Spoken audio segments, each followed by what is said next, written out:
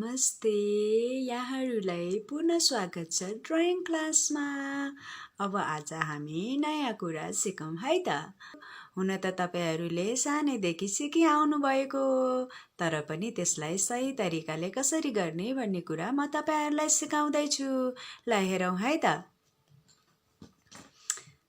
अब आज म तपाईहरूलाई एउटा सानो घर बनाउन सिकाउँदैछु।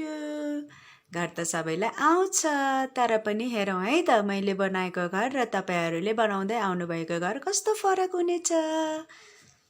पहिला सुरुमा तपाईहरूले एउटा पेपर लिनुपर्नेछ। त्यसपछि त्यसलाई सिधा धर्को तान्नु होला। त्यसपछि फेरि अर्को धर्को बराबरको तान्नु होला। अब यी धर्कोहरूलाई जोड्नुहोस्। अब फेरि यस्तो गरेर यस्तो गर्नुहोस्। अनि त्यसपछि सिधा लाइन तान्नुहोस्। अब म चाहिँ यहाँ अलिकति ठाउँ छोडेर फेरि सिधा लाइन तान्दैछु र यो दुईटा लाइनहरूलाई जोड्ने कोसिस गर्दैछु। अब फेरि म यताबाट अर्को तान्दैछु। अब मैले यो लाइन भने अलि छोटो तानेकी छु, किनभने हाम्रो घरको प्रपोर्सन मिलाउन पर्ने हुन्छ र यो दुईटा लाइन पनि जोड्दैछु। अब हामीलाई बाहिरभित्र गर्नको लागि के चाहिन्छ त?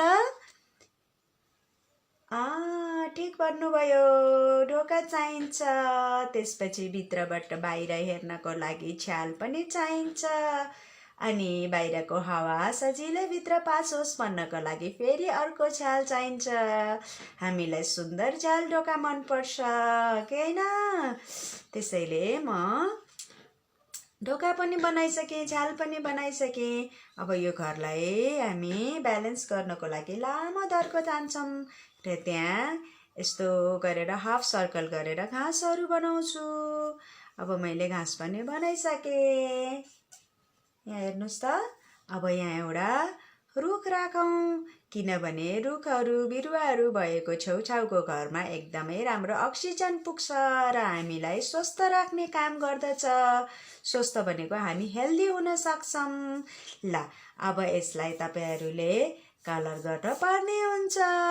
मैले गरेको जस्तै गरेर तपाईहरूले पनि यो स्टेप बाई स्टेपलाई चाहिँ फलो गर्नु होला र आफ्नो एउटा छुट्टै राम्रो कपीमा बनाउनु होला र कलर लाउनु होला अनि म्यामलाई पठाउनु होला है त। हेरौँ है त आज तपाईहरूले बनाउने घर र मैले बनाएको घरमा के फरक हुनेछ। By by.